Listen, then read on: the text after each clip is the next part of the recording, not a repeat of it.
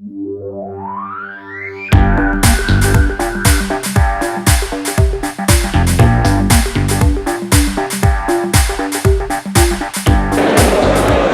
her i messeområdet, hvor alle finalisterne udstiller deres idéer, og vi har fanget Henrik her. Nu er vi her endelig, Henrik. Er vi klar i dag? Vi er helt sikkert klar. Det er jo, man kan ikke undgå at blive inspireret af at se så mange cleantech startups her, så vi føler os godt hjemme, og vi tror på vores chance, og vi giver den fuld gas op på scenen her lige lidt senere.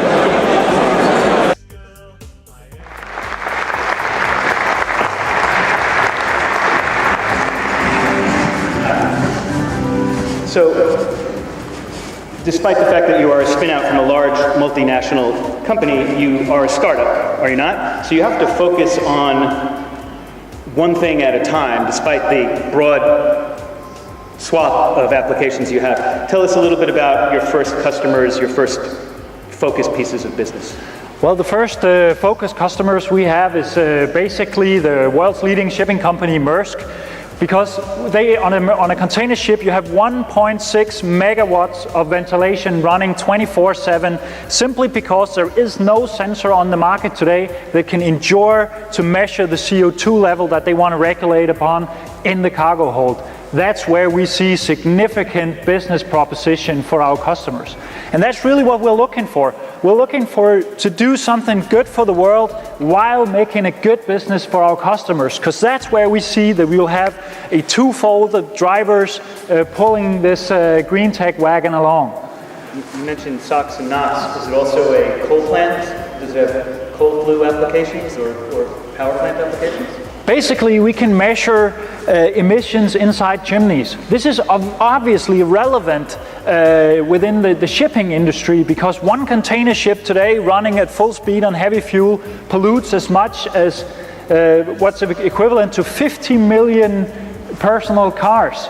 So that is very, very important, but also in the burning of biomass, in the burning of methane, biogas. Did you say one container ship and 50 million cars? One container ship and 50 million cars, because there's there's a lot of SO2 gases, NO2. Excuse me? Bunker fuel. Exactly. And what we can do, we can provide data on the emissions so that the providers of the mitigation systems know where they're at, so they can utilize their mitigation systems. And also what we see coming up in the world is a lot of regulations on the emissions of these gases. In Norway today, you have to pay tax based on the amount of gas that you emit, providing, and this is based on a calculation, providing if you can provide documentation that you in fact emit less, and we can provide that documentation, then the customers would have to pay less in tax. Again, good for the environment, good for business. That is what we focus on in our business. Så har vi hørt Henrik præsentere på scenen og set videoen, og Henrik, hvordan gik det, synes du? Det er jo svært for mig at sige, det skulle du næsten fortælle mig, men jeg kan da fortælle til mig, at det var en meget, meget stor oplevelse, og jeg er super stolt af at kunne selvfølgelig repræsentere teamet derhjemme. Det her, det er jo ikke min indsats, det er jo en teamindsats fra Jens Møller Jensen, som har opfundet det, og fra alle de andre på teamet hjemme i Vejle, ikke også? Så det er super fedt at være her for dem. Så kan vi jo spørge Marianne her fra Innovationscenteret, fra det danske Innovationscenter her i Silicon Valley i stedet for. Hvordan synes du, det gik? Jeg synes, det gik rigtig godt, og jeg stemte selvfølgelig straks på Henrik, og jeg er meget stolt af at være dansk i dag. Du blev endda nævnt i introduktionen som en af de få af hovedsponsoren, så der er nogen, der har lagt mærke til dig allerede inden præsentationen. Det lyder godt. Hvad synes du om de andre idéer, Henrik? Jamen, jeg synes, der var jo mange forskellige idéer. Der var nogen, man kan sige, var super gode idéer, men tilsyneladende et godt stykke vej fra forretning. Og der var nogle andre idéer, som havde en sjovere præsentation, måske med konen, der ligesom lukkede lidt metan ud, ikke også? Men det er super svært at sige, altså. Det er super svært at sige. Der er gode idéer, der er godt materiale i dem alle sammen. Det er et spørgsmål om, hvor tæt det er på at komme til markedet. Min vurdering er, jeg tror måske, vi har jo positioneret os en lille smule ved at slå meget på forretningen i det, og besparelserne og værdien for kunden. Og det er jo det, jeg håber på, at kombinationen af at være godt for miljøet og godt for forretningen, kan være det igennem, også til at vi vinder.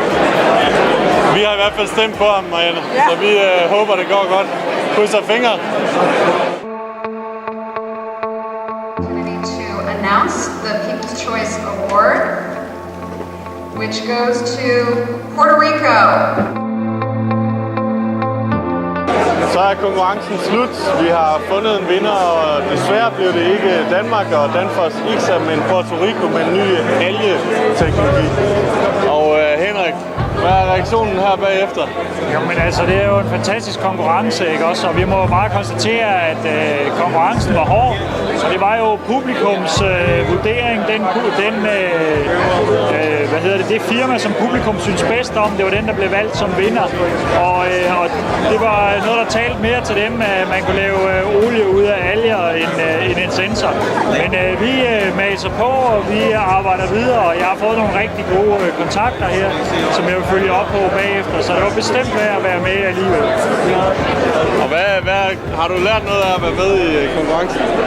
Ja, selvfølgelig. Vi har lært en masse. Vi har talt med en masse mennesker. Vi har været ude og møde nogle interessante mennesker, både her og også mens vi har været her. Og det er altid meget, meget lærerigt at tale med entreprenørmiljøet i USA. Der sker virkelig nogle ting herovre, som vi kan lære noget af. Og så kan vi selvfølgelig også lære dem noget. Men så må vi så gøre næste gang. Og hvad er det næste skridt for Danfoss IXA? Næste skridt er selvfølgelig, at vi forfølger vores strategi, som vi har gjort hele tiden. Altså vores succes står og falder heldigvis ikke med, om vi vinder en pris eller ej.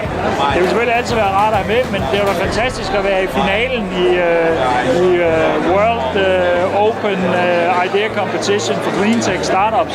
Det kan vi helt klart bruge til noget i vores samtale med potentielle investorer, uanset om vi vandt eller ej. Men det ville have været rart at have prisen med. Det synes jeg også. Men tak for denne gang. Det har været super spændende at være med. Så til alle jer derhjemme, følg med på venturecop.tv.